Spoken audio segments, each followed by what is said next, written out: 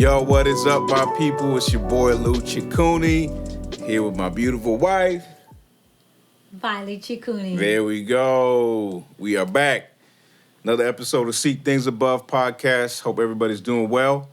A lot of great information, great stories that we need to get into. So without wasting too much time, we are going to hop right into the weekly update.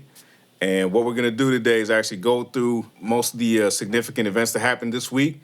And one of the more significant events was about 5,000 preachers standing in solidarity and preaching on biblical sexuality, and this as a show of unity in standing against Canada's Bill C-4, which, if you don't know, basically forbids anyone from providing what they would call conversion therapy of any type to any individual whatsoever, and it is punishable by prison time up to 5 years. So we're going to get into that last. A lot of stuff to talk about concerning that, but again, the week has been crazy. I know your Twitter feed has been going nuts, baby, so I'm going to let you take it away and get us started with the update for the week. Well, we do have a lot to get to, so without further ado, let's get started. We do have Denver, Colorado. They have a church there, TD Jakes Church, Porterhouse.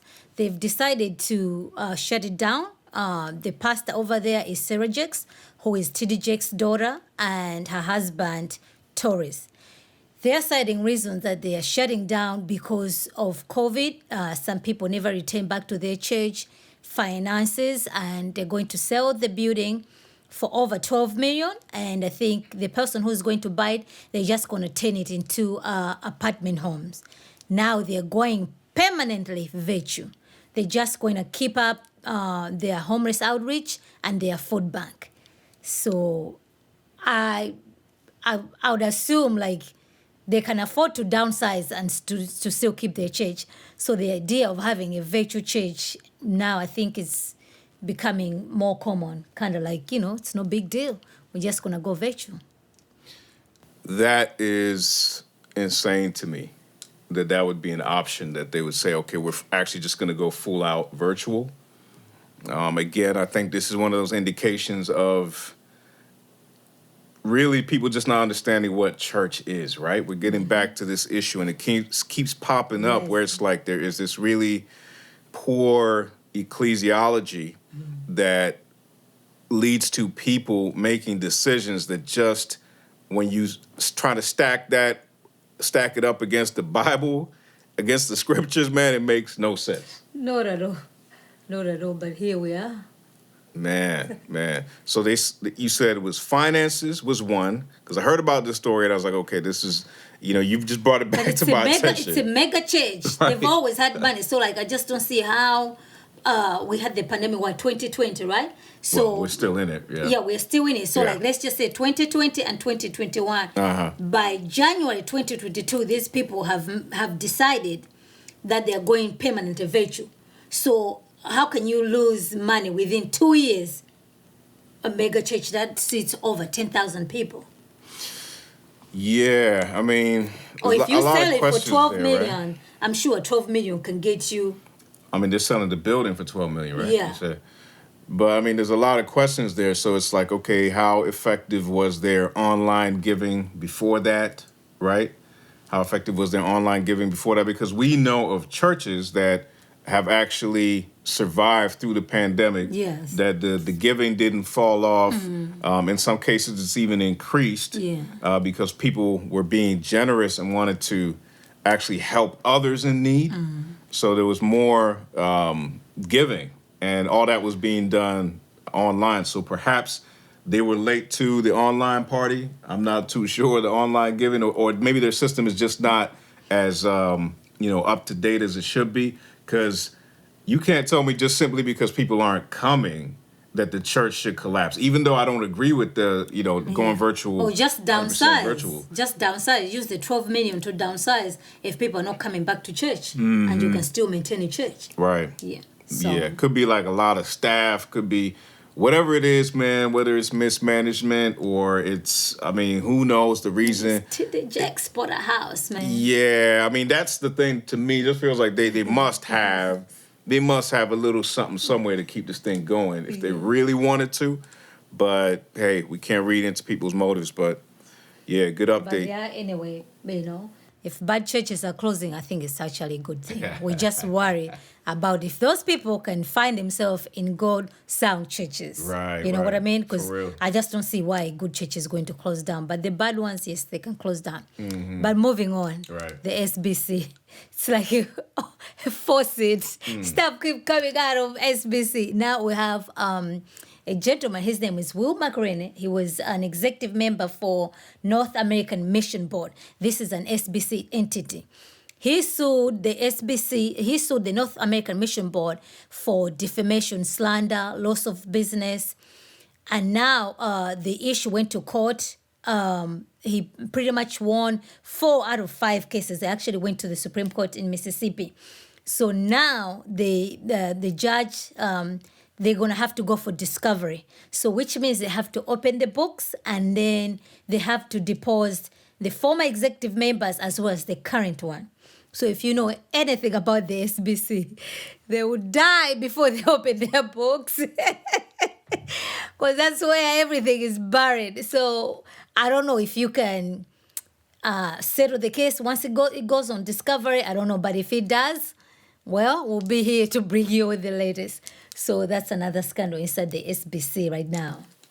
Okay, so his major beef is what again? What's his problem? He was fired unceremoniously. Okay. So when he was fired, there were some things that were happening behind the scenes where he wasn't able to get his business going. There was some defamation going. He's saying that the SBC... Yes, like defamed him a little bit. Correct. Yes. Okay. Yeah. So obviously the SBC denied. This is the North Mission American Board, which is an entity for SBC. They're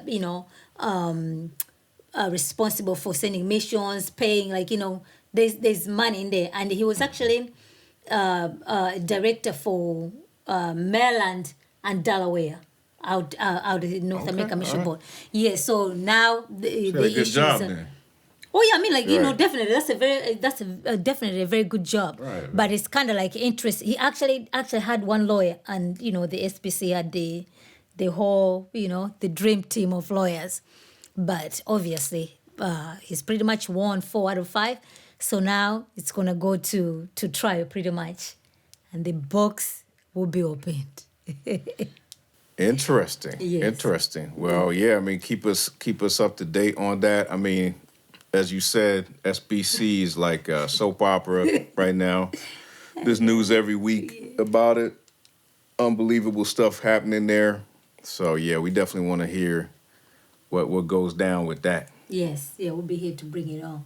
And then moving on, we have Pastor Mike Todd, who decided to make an illustration using his spit. Oh my gosh. Talking about when God is about to do something, something is telling you to stop doing something, it's like nasty. And people don't want, I actually have a vision of him doing whatever he was doing. Mm-hmm. And he actually had a gentleman up on the stage, up on the pulpit. So he spit 3 times in his hands and decided to smear the spit in this gentleman's face. That was bizarre. That was so gross. And the analogy, I don't even know how he arrived to that because he pretty much twisted everything else. I personally just want to know if this gentleman has a wife, how did that happen?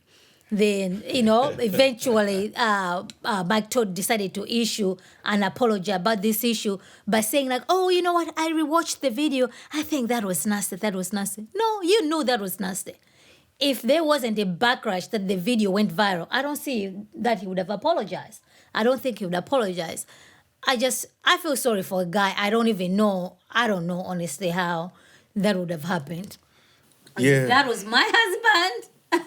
Right. Was there ruckus in that church? Right. Hey, I wouldn't be standing there waiting for something. Man, that'd have been a different...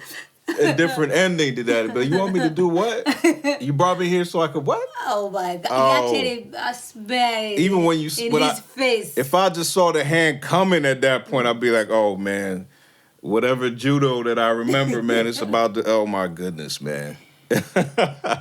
Yeah, no, that was terrible. That was terrible. I watched it, heard about it. It was like this. I mean, on one hand, I was baffled at the fact that the guy, as you mentioned, stood there, right? And took this and allowed this to happen to him. That was the first thing. Before I actually was blaming, like Mike thought, I was thinking about that dude, right? So I thought about that. And then also, it made me think,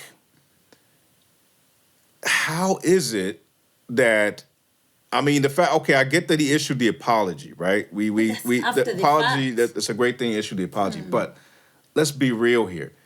Like, how in the first place did you actually think that was a good idea? That was acceptable, and that you were going to do this to another man, another brother in Christ? No, in the pandemic, let's add that. Yeah, I mean, in the pandemic, yes, let's add that too. But it just makes me think about how too much power. Oh, yeah. Like when these pastors get so much power, they're just blinded to things that are just, should be just plain common sense. Yeah. It should be just plain courtesy, just how you treat people, how you don't treat even people in the world, non-believers. You just wouldn't stand for a boss doing that to you. No, you know what I'm saying? Yeah. Like there's no way your boss would you would ever be like, hey man. I mean, that's like that's harassment. That's all kinds of stuff. The whole 9 hours. I think this guy should sue. That's all kinds of stuff. You know what I mean? But you got people in the church accepting a pastor doing that to you. Like, why? Why? You know what I mean? So it's like, dudes are getting like way too much power. Yeah, that's so the bad. Congregation, I mean, I honestly feel like, even if, I don't know what their church structure is like, if they actually have like a plurality of elders and all that stuff, but I feel like some pastor somewhere, one of the elders should be like, hey, yo, don't do it, don't do it. Say like, pastor, you like stop him, like from the congregation, be like, don't do what I think you're about to do. You know, just wave him like, don't do it. Yeah. So I mean, like he did it 3 times, spitting in his hands 3 times. So he had, there was plenty of time for him to have stopped. And he actually told the guy, like, oh, even though this guy knows what's coming, you know? So the whole thing, he knew exactly what he was doing. Yeah, that was part of his illustration. Exactly. Yeah, it's part of his illustration. He knew exactly what was going. But this is what it means, like, you know, you're defaming the name of Christ. Because if somebody else doesn't know Christ, like visitors in there watching this thing, they're just going to assume, like, wow, is this what they do at their church? Like, making an analogy. I mean, like, many things. See, what he bad did. Witness. Yeah, bad witness. And it's more of like, almost like literally, you know, when we talk about cult leaders, right? Yeah. How cult leaders can basically manipulate people to do stuff that we all would just be appalled at when we hear what happened. I mean, we're talking about, there's so many issues that have happened. What's it called? Waco and all these kind of things. You know what I'm saying? We see these crazy things happening. So this is like, he's got like some cult leader type power over these guys and cult leader type mentality, to be honest, man, because it's like, if you can do that and everybody's just amening that joint, it seems like, I don't know if the outrage came from the church. There was actually a little bit of amen, you know, sounding over there. Yeah, you know, in the church, in the congregation. Right. And then the worst part of it is, maybe not the worst part, but I think it's pretty bad, is the fact that it has nothing to do with the text that he was exegeting. Oh, yeah, that's... So-called exegeting. No, not even close. Like, that's not what that, you know, that's like one of my favorite verses. That's not, passages really, that's not what that was about. You know? And you know what? And even during his apology, this guy had the audacity of saying like, oh, you know what? Jesus also just spit when he was opening the blind man's eyes, that Jesus spit, you know, made mad. I just like, but you know Jesus, like, like how do you even get there? Exactly. Plus, the guy you were doing this, he wasn't like the guy was blind, that he was trying to imitate to open his eyes. So how are you using the Jesus example in this situation? It's got nothing to do with it. That's where his illustration falls apart, because it's like the blind man if you're trying to say when God's about to do something, sometimes it's nasty, and you just have to I paraphrase whatever he said, like, sometimes it's nasty, but he's about to do it anyway, and you know what's coming, yada yada yada. The blind man couldn't see Jesus making mud. He couldn't see that Jesus spat and made the mud. He couldn't see that. You know what I mean? Even if he heard the spit, he may have thought he's spitting on the ground, whatever. Yeah. And then, as you said, he's not Jesus. No, Mike he's not Todd Jesus. is not Jesus. And So plus, it's if like, you're blind, if somebody you. says he's going to spit in their hands and open your eyes, of course you take that. You'd be like, what? That's all somebody has to do? Come on. So, yeah, anyway, we can sleep over here, but that's exactly what happened. Right. Now we carry on. Brother David Platt. Brother David Platt preached at his church January 8th, where he warned his congregation that they are under attack. They have opposition inside as well as outside. And these people should be vigilant. And these people are accusing them of, preaching woke stuff and everything, which he pretty much denied the whole 9 years. So my question is just like, okay, is David Platt aware what's going on in his church, or he doesn't? Because he's answering charges in court right now because his own congregation took him there for not following the McLean Constitution. Right. Then they have an elder who hasn't retracted his heretical, blasphemous message of saying that Jesus experienced sin, of saying that Jesus experienced a kind of body dysphoria. Right. So if these things are happening inside McLean Bible Church, then what does David Platt mean that he's being attacked from outside as well as from within? Because the judge actually refused it. Their defense was like, oh, no, this is ecclesiology matter issues. The judge was like, no, you're not going to fool me with this biblical terminology over here. According to here, you did not follow your own procedure that are set forth by your own church constitution. So these people have a case. So, man, it's drama in these churches. Yeah, I mean, the McLean Bible Church situation, I mean, David Platt in particular, man, is still it's just a very sad thing for me, man. Like his whole, just the deterioration of the integrity of their church, man. It's so disheartening, man, because I mean, I used to listen to a lot of his messages. I loved it. We went to Secret Church. We went there. And what a time it was, right? What a time it was. It was like, wow, like we praying for hours, right? We've been praying for hours, praying all night. And there's like a few thousand people in there. It's beautiful. All this stuff, you know what I mean?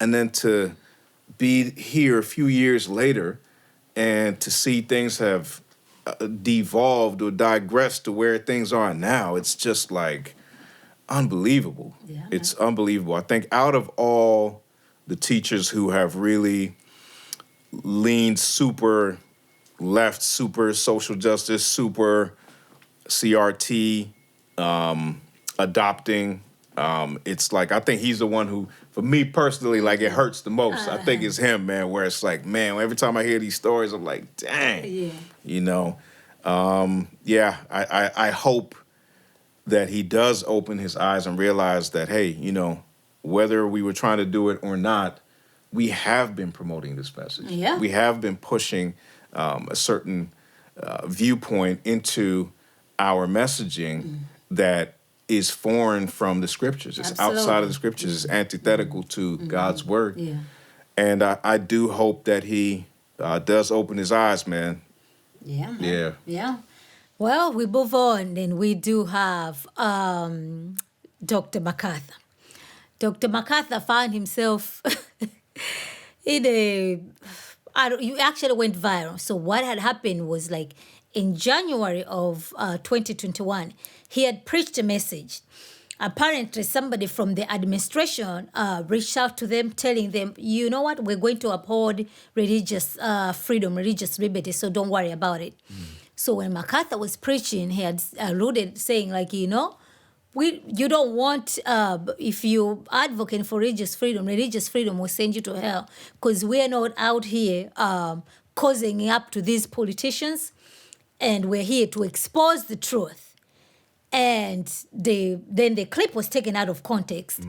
So needless to say, the issue went viral. Then everybody and their mamas decided upon Dr. MacArthur, accusing him of supporting Christian nationalism, of promoting like forced conversion, like the whole 9 yards. And there was quite a back and forth that was going on. Obviously, Pastor MacArthur does not respond to anything else. But if you know anything about Pastor MacArthur, there's no way. Pastor MacArthur is not a theonomist. But Right. that's exactly what he was accused. And by the way, I don't think there's anything wrong being a true theonomist. But that's not the topic for today. And then, and the people who were pretty much coming after him, these are the ones who were nowhere to be found when he defied the California government. He still opened his churches and they carried on. So if this guy does not believe in religious freedom, why would he want to have his church open? Why would he want to be going to court facing these guys? So whatever you want to accuse Dr. MacArthur for, there's no way you can accuse him that he does not believe in religious freedom and everything. So the whole thing was taken out of context. It's just like, wow, man, it's almost like people are just waiting for this guy to miss a step or to fall. And if you follow Big Eva, if you follow all these guys, it's not even a coincidence, because this thing was happening right when MacArthur was mobilizing people to join, like I know we're going to do it at the end there, the guys in Canada. Right. So it's just like, okay, so if this message was preached in January 2021, is it a coincidence that this clip was edited and coming out now, just like days before, you know what I mean, when he's campaigning for this issue, just Right. you know what, there's no coincidence, man. People know exactly what they're doing. Right. People know exactly what they're doing. And even when it was discovered that the thing was edited, I actually watched the message myself. No, nobody issued an apology, nothing. They just carried on as if nothing happened. And then, because that was, he pretty much took a jab against Russell Moore because he was in charge of the ERLC. And then he also wrote an article says like, oh no, religious liberty does not send you to hell. Just like, all right, keep going, guys, keep going. That's Yeah, no, I mean, it was definitely taken out of context, what he said. And as you said, I think they were trying to use it as ammunition against him. He's the last person that you could accuse of, not fighting for, religious liberty. It doesn't make any sense. Like basically said he doesn't care about it at all. It's just, yeah. I think when you can't find some dirt on somebody, then you try to find it might be just a little something that looks like dirt. Yeah, it looks like dirt, and then you're like, okay, yeah, we're gonna use this right here.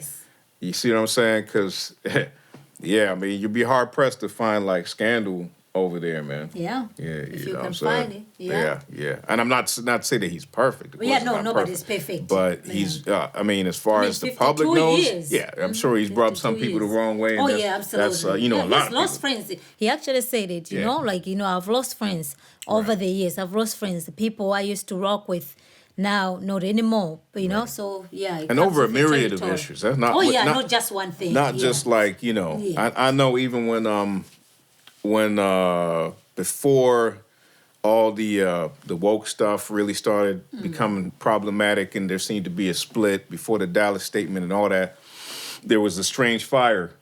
Oh yeah. You know what I'm saying? The strange fire came out. The strange fire came out and there was people were pissed, man. There were some people who were like, really like, yo, like, what are you talking about? Like, continuationists were not happy with that. I mean, I was not really, I was like, man, did you really need to go this far? You know what I mean? Yeah. I mean, I'm going to talk about where I'm at later at some point, working my things out. But, working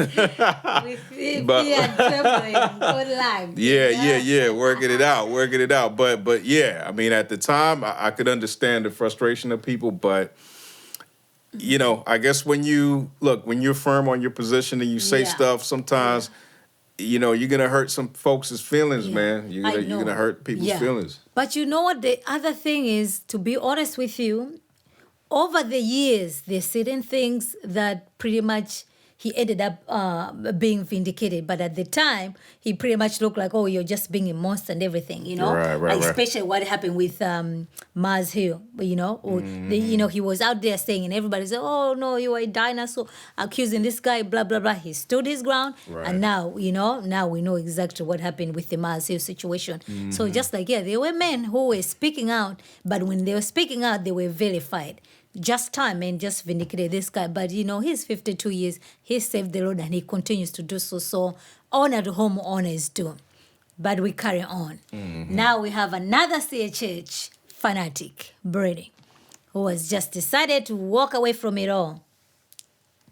Walk away from it all. Yeah, man. So according to him, he's all over the place.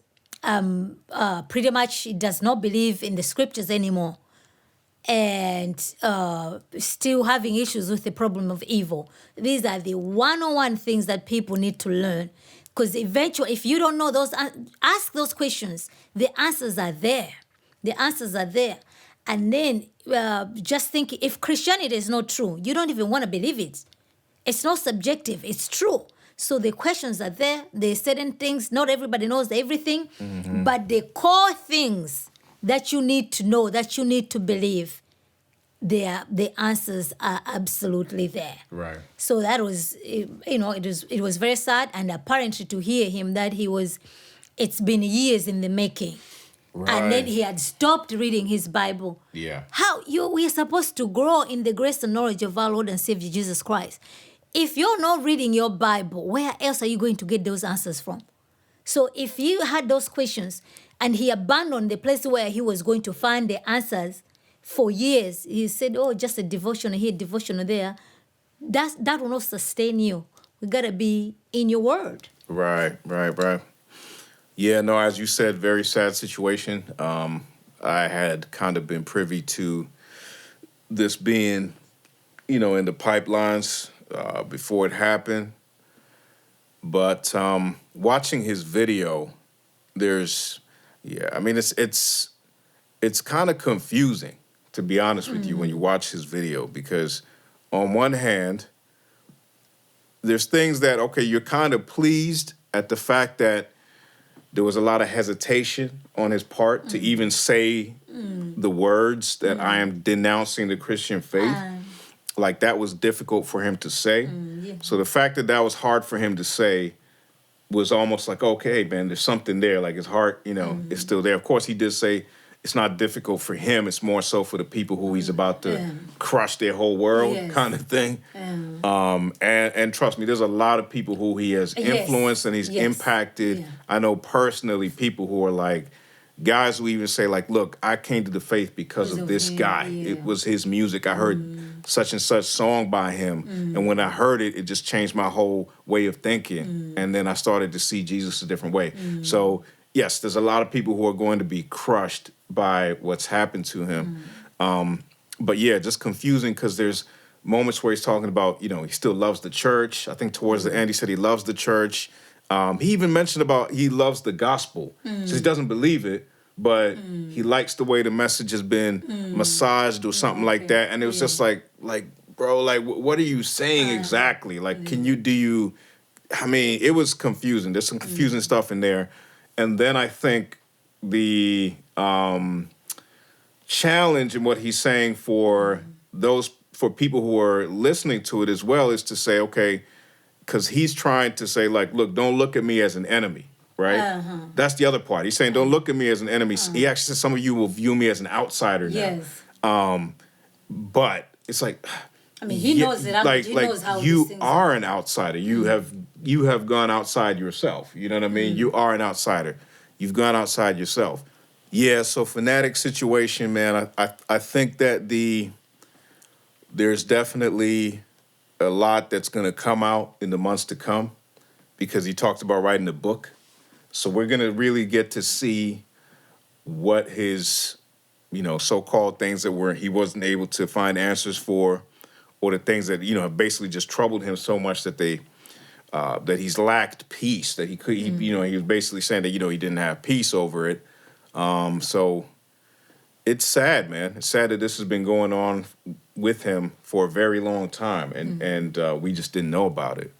And then it makes you start wondering how many people are in there. He did say something very interesting when he talked about dudes that are in seminaries, professors, who also have issues, but they're basically just. He made it sound like they're just there to get a paycheck at this point, but they don't believe the stuff that they're teaching. Yeah. And if that's true, that's very concerning that that's the case for some people who are, basically supposed to be teaching the next generation of leaders. Yeah. Right? Yeah. I actually do believe that part of his, because that's why it is so hard to find good seminaries. And now most seminaries have been exposed that they do teach pretty much this liberation theology. They teach stuff that they don't even believe Genesis. They don't believe the Noah story. So there are certain things that are foundation to the scripture that you have these professors that are not believing. So guess what exactly are they going to be teaching to their student? So I wouldn't be surprised. I'm not even surprised to be hearing that. Because, just think of it. To them, it's just a job. Just like other people, like, wow, I hate my job, but I only go to work so I can pay my bills. Right. So they're in the same predicament. And I'm just here. I went to school. This is my profession. So I'm just here to get a paycheck. So that's exactly what's happening. I, for one, am not surprised to be hearing about that. Yeah, man. Yeah. So, no, we're going to see what's up, I guess, when the book comes out. I'm just curious to see what the questions are there that really led to, him eventually walking away from the faith, man. But there was a good, I guess, breakdown of that we watched. So there was K-Dub and Kurt was on there as well. They did a good breakdown of that. So yeah, they did a good, definitely check job. that out. Yeah, definitely check that out, man. Yeah, a nice video. Yeah. A nice video. Yep. Yeah, so that's what's in the CHH world. I personally also just, closing it. I'm glad that he did the video and said whatever else he was saying. Then that way, at least we've seen him. We heard it from his own mouth that people can make that whatever they want to make it for. Yeah. Right. So when we move on, this is our last one that we do have. January 16th, pastors, 5,000 pastors, U.S. as well as Canada, preached on biblical sexuality. Yes. And this is in response, pretty much right now, the Canadian pastors were preaching illegally because you can't be talking about people can be, they can be healed from homosexuality. They can be changed, they can be transformed because of the gospel. Saying that in Canada, that's you advertising conversion therapy. That's a crime. So that's what happened in Canada. These pastors were preaching illegally. Yeah. And there were so many good messages that went out. I wasn't even able to listen to them all, but I plan to, because, it's different pastors all preaching from different angles. I thought that was very nice and very, very encouraging. And I did just a few nuggets that I listened to. I mean, like James Scott did a very good, pretty much message. So Bill C4 that was passed in Canada, in a nutshell, pretty much says male and female is a myth. So when you're born, I don't even know how this language comes about, I don't think Christian we should be using it like assigned at birth. So who is the person assigning you at birth? It's just nonsense, just garbage, God is the one who created you, male and female. But this bill, from the get-go, it says that's just a myth. Right. And then the fact that this bill was passed included the conservative, the so-called Christians, passed it, no dissent, everybody was celebrating. Now it's the law as far as Canadian law is concerned.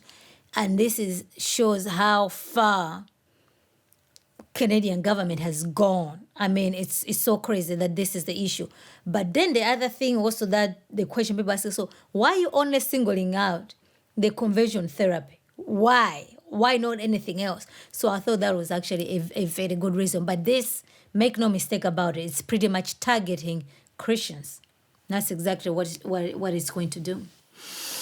Yeah, no, certainly. And I mean, I think you So you already kind of gave, for anybody who's not aware of the bill, of what it means, the what's in there, and the implications of it, right? So up to 5 years in prison for what they would deem as either advertising or giving somebody conversion therapy. Yeah. As far as the messages that I heard, I really wanted to hear Dr. MacArthur's message. I didn't get to hear it in its entirety. So that was one I wanted to hear. Some of the nuggets that I got from there, or some of the highlights, I would say that I did get a chance to hear, were I loved how he spoke about the story at the end. When he gives a story at the end of the guy, is like, look, this is why we do this, right? This is why we do this. And he talked about someone who was actually one of the leaders of the gay parade way back in the day. And this guy was diagnosed with AIDS, and he knew he was dying, and he didn't want to die. And the fact that he was like, where should I go? And said people told him, go to Grace Community Church, like, go there. Like, that was beautiful in and of itself. Just to say, okay, the church has that reputation that people are like, yo, you're going to go hear something over there. You're going to hear something real over there. And so he went there, and long story short, he ended up coming to faith in the Lord, man. He gave his life to Christ. And even when the gay parade happened, he was bringing people into his house, because apparently his house is on the route of the parade. And he was bringing people into his house and sharing the gospel with them, his friends, you know what I'm saying?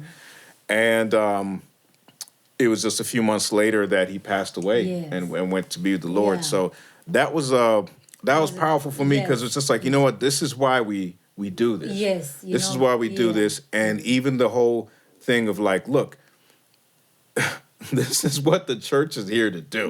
Like, if we're not here telling people that their lives need to be changed, right? So, 1 Corinthians 6 is talking about, that list of different sins, right? Different people, different things that people used to do, and then ending with the such were some of you, right? So I also just wish more people could see that verse, man, and also see that, look, it's not like Christians are targeting people who live or practice, a homosexual lifestyle. But we're saying that if you believe that there is a holy God, right? The God of the Bible is so holy that these things are not going to slide. You can't live this lifestyle. And there's a list of people. There's thieves, there's adulterers, you know what I mean? There's swindlers, there's liars even, right? So it's like, basically, we're saying that God is so holy that he can't tolerate this. You know what I mean? It's not like we're targeting one specific group, but people don't get that, right? And so from Dr. MacArthur to say that, look, like, this is, in short, he's saying, like, this is our mission. This is our business. This is what we do. This is what we're here to do. We're in the business of converting, of speaking the truth, sharing the gospel so that people's hearts could be changed. I mean, we were all changed from something. Obviously. We were all changed. There is a such were some of you about all of us. You know what I mean? That would be us. They go out by the grace of God. Exactly. So we once there, but now, now we see because by the grace of God. Right. And I did like, because like he had coined it, like, no, we're going to call it Conversion Sunday. So they say like, okay, they don't want us to be doing conversion therapy. It's like, no, it's Conversion Sunday, January 16. And then he also, like what he shared, Pastor MacArthur said, people always ask me, why am I still in California? Why can't I leave? He said, the sinners are here. So we are here so we can bring in the gospel to have these people transformed. And they are bearing fruit. Because you know how they didn't shut down their church. They had about like 3,000 members. I don't know how many more they've added now. But it's just like, when you're faithful, God is going to take care of you. And he's a living, breathing example of that. So I thought that was very interesting. I did like Jim Scott's, like his opening. Like, I think like James Scott's just being in prison, because to him it's like, okay, I'm in Canada, what the worst can happen to me? Go back to prison where I've already been there I know my way around the prison. Then he just preached. He opened. He says like, you know what? I'm going the myths. They're saying that male and female is the myth. I'm going to tell you what the myth is that this government is propagating.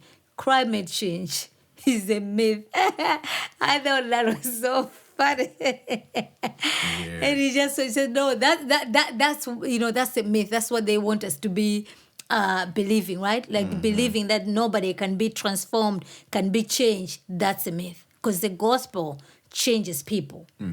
But once the gospel can hear you, can do you all those things. So if these people are telling us that we cannot bring this message, then what else? It says, no, we're here, we're going to preach, and they continue to do so. Yeah. So these people have put their cards on the table, and they're just going to stand.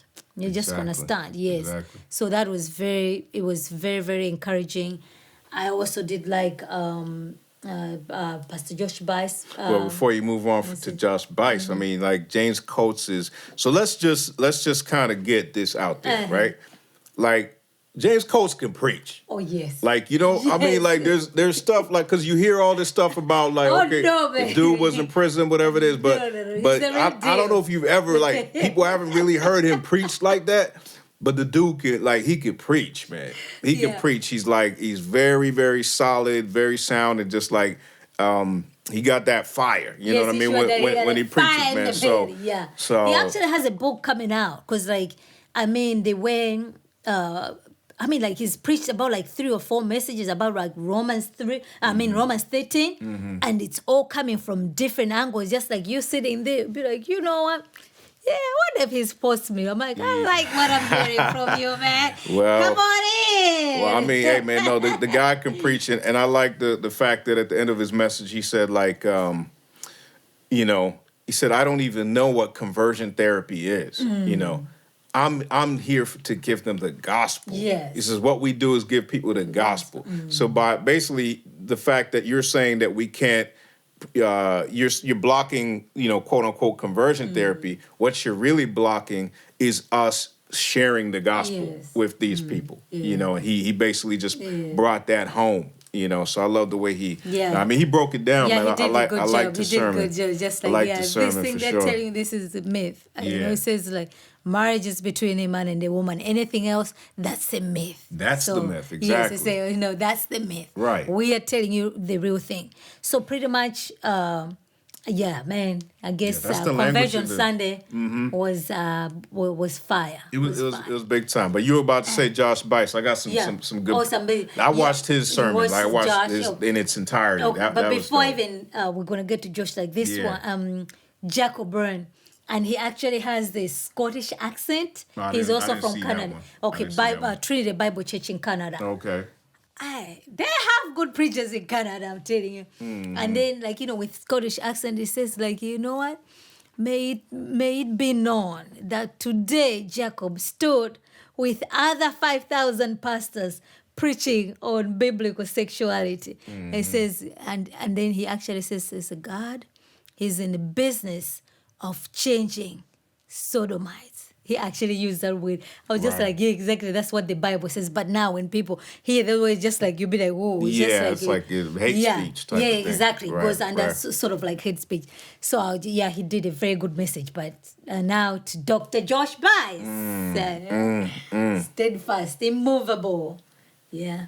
He came in, man. I loved his opening. How he just basically said, like, no, we're standing in solidarity with our brothers in Canada. This is the reason why we're doing this. And when he started to go into even some of the numbers, man, that was what was surprising to me. I was like, is that real? Because I've never heard those stats where he was like, yo.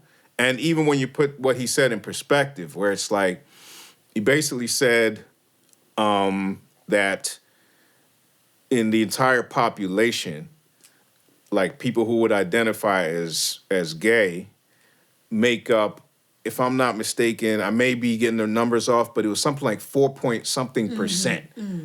They're different in the minority. It basically was like a really low number. It was definitely lower than 10%.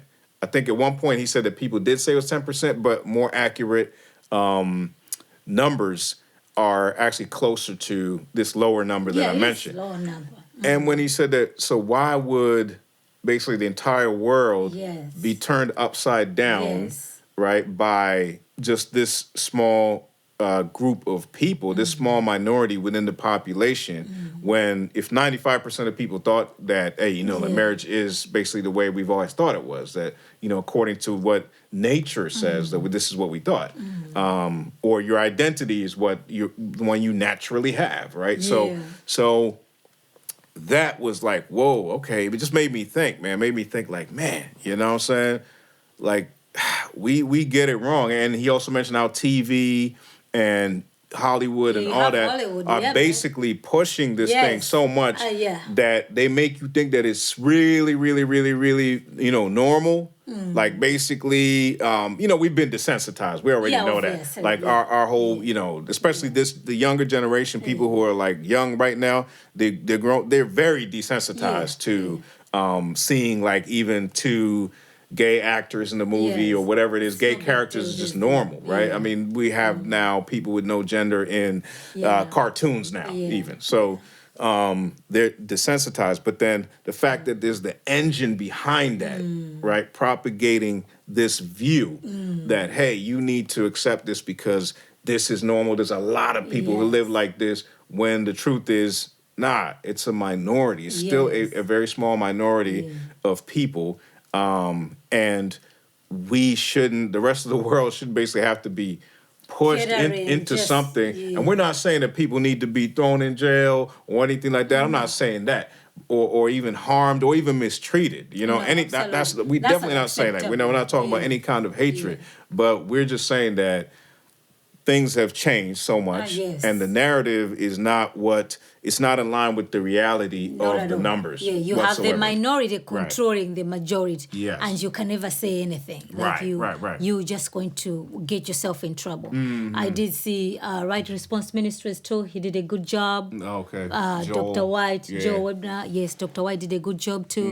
And then the one thing that kind of like put a picture to me was just like, you know, all these things started with it starts, you know, like pornography. And then, like, you know, you have the pornography, then when we have the you know, the gay marriage pretty much became law.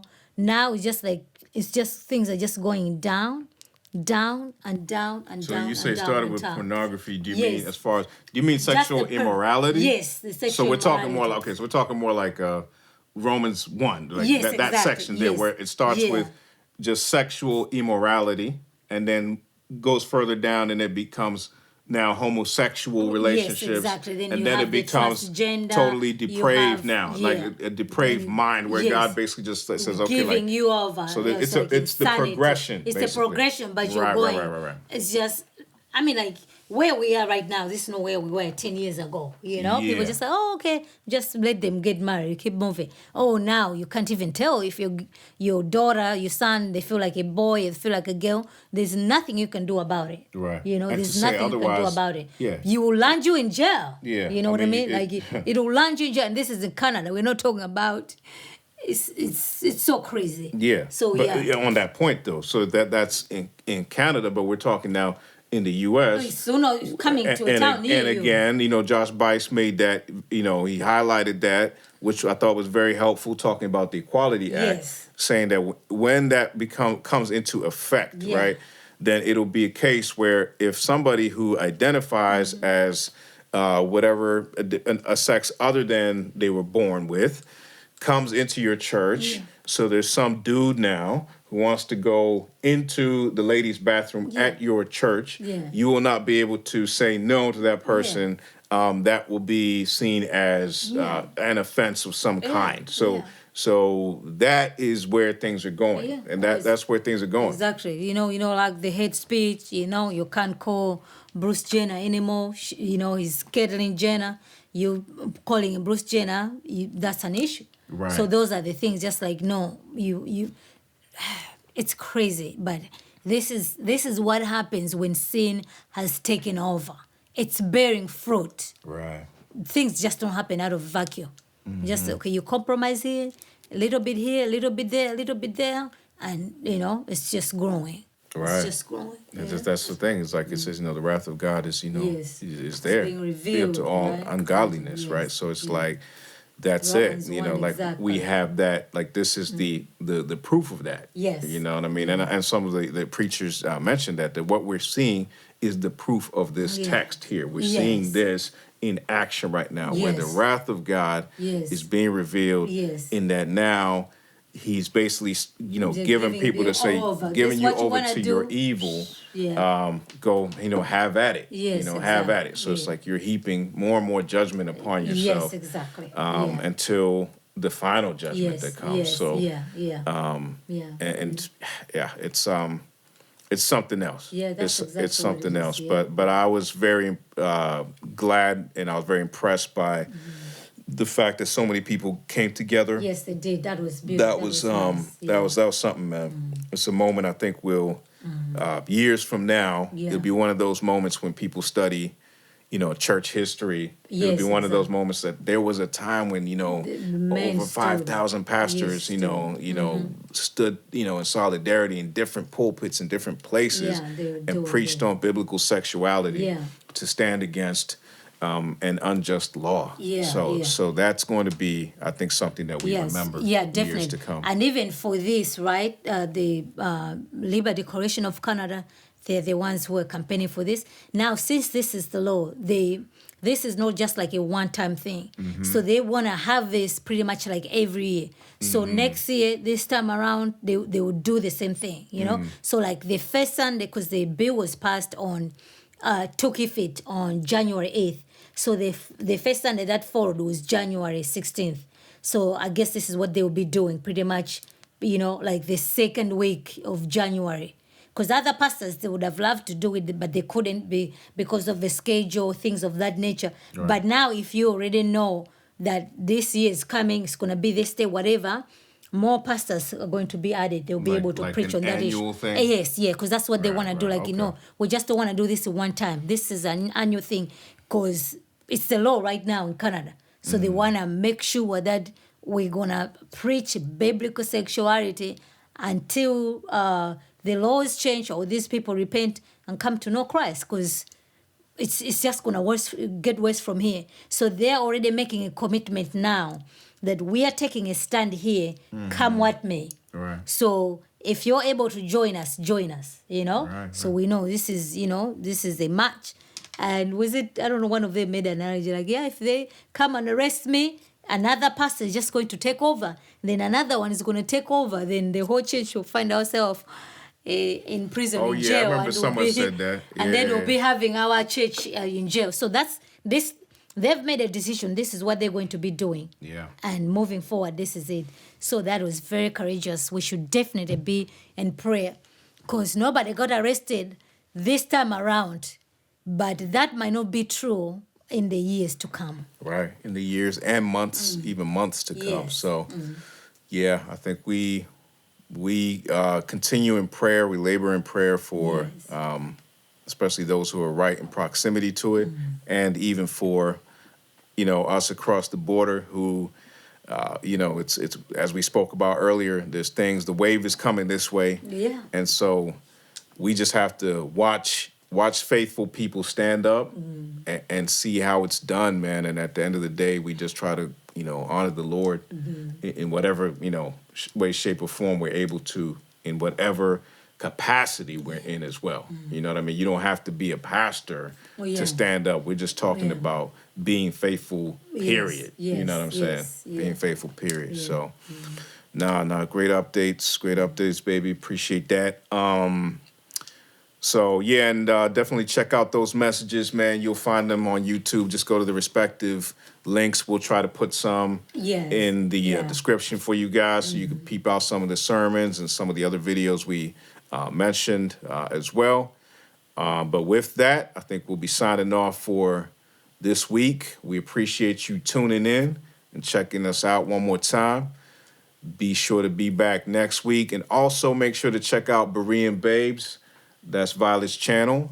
Always some good information there basically, your Christian tabloids going on over there. What do you mean by Christian tabloid? Get out of here. I bring you solid information. Nah, she does. So you should be aware. Yeah. Barry and Babes be in the know. Right. Don't be tabloid in my show. Yeah, man. So thanks for tuning in, folks. We will see you next time. Remember to seek the things that are above where Christ is, seated at the right hand of God. Set your minds on things that are above, not on things that are on earth. With that, we are out. Grace and peace. Peace, peace, peace, peace, peace.